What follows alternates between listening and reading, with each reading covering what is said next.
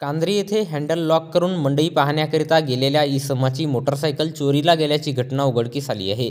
या प्रकरणी अज्ञात चोरट्याच्या विरोधात आंधळगाव पोलिसात गुन्हा दाखल करण्यात आला आहे।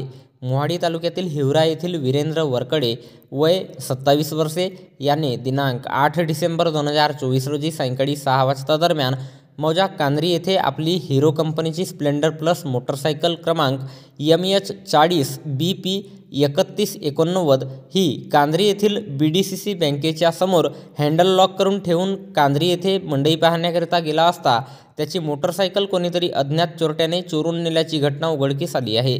सदर मोटरसायकलीची किंमत 40,000 रुपये इतकी सांगण्यात आली आहे। या प्रकरणी फिर्यादी